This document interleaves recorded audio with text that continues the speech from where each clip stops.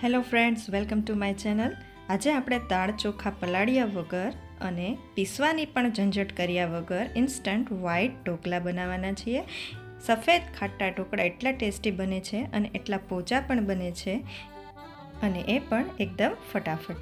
તો ચાલો જોઈ લઈએ કેવી રીતે બને છે વ્હાઈટ ઇન્સ્ટન્ટ ઢોકળા, એટલે કે ખાટા સફેદ ઢોકળા. તો સૌથી પહેલાં એક મિક્સિંગ બાઉલ આપણે લઈ લેવાનું છે અને એમાં આપણે ચોખાનો લોટ લીધો છે.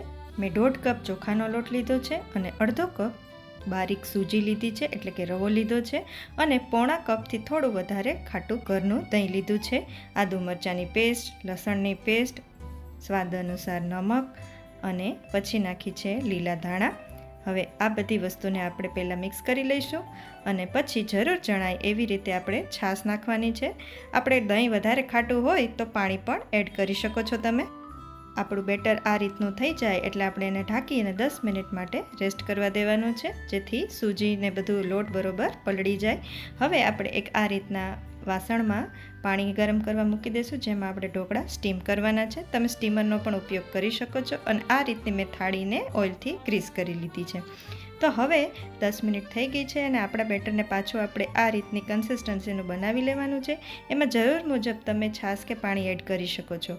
હવે મેં અહીં બેકિંગ સોડા, એટલે કે ખાવાના સોડા લઈ લીધા છે. એના ઉપર તેલ અને થોડું 3 ચમચા જેટલું પાણી એડ કરી અને સારી રીતે એકદમ મિક્સ કરી લેવાનું છે બેટરને.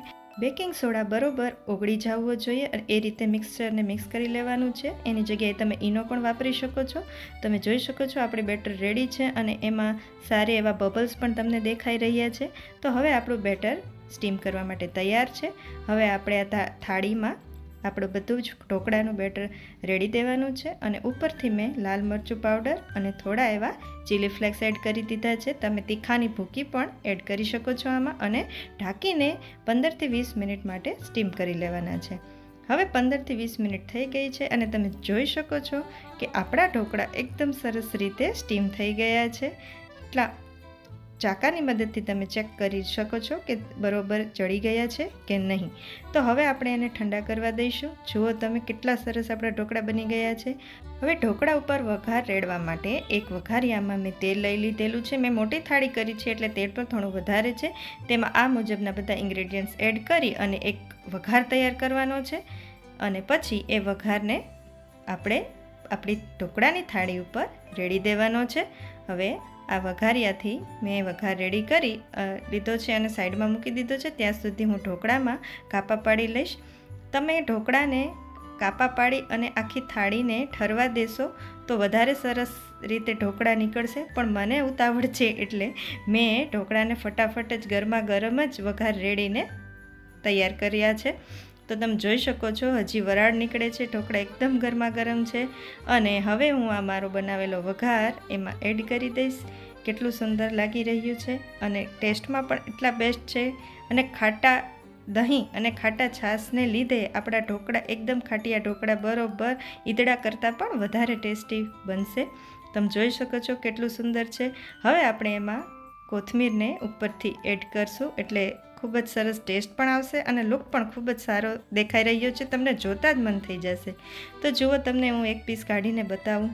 કેટલા સરસ બન્યા છે. એકદમ પોચા અને જાળીદાર છે અને ટેસ્ટમાં પણ ખૂબ જ બેસ્ટ બને છે. તમે જોઈ શકો છો એકદમ પોચા અને સ્પંજી બન્યા છે. તમે લસણની ચટણી, ટામેટાની ચટણી કે પછી ચા સાથે પણ આ ઢોકળાને ખાઈ શકો છો. તો તમને આ રેસિપી કેવી લાગી તમે કોમેન્ટમાં જરૂરથી બતાવશો. રેસિપી ગમી હોય તો તેને લાઇક અને શેર જરૂર કરજો. અને મારી ચેનલ પર તમે નવા હો તો ચેનલ સબસ્ક્રાઈબ કરવાનું બિલકુલ ના ભૂલતા. તો તમે જોઈ શકો છો કે લસણની ચટણી સાથે ટેસ્ટ એટલો સરસ આવશે આ ઢોકળાનો. એકવાર તમે આ રેસિપી જરૂર આ રીતે ટ્રાય કરજો અને આ એટલી ઇન્સ્ટન્ટ બની જાય છે. Thank you very much for watching till the end. મળશું નવા વિડીયોમાં. ત્યાં સુધી બાય બાય.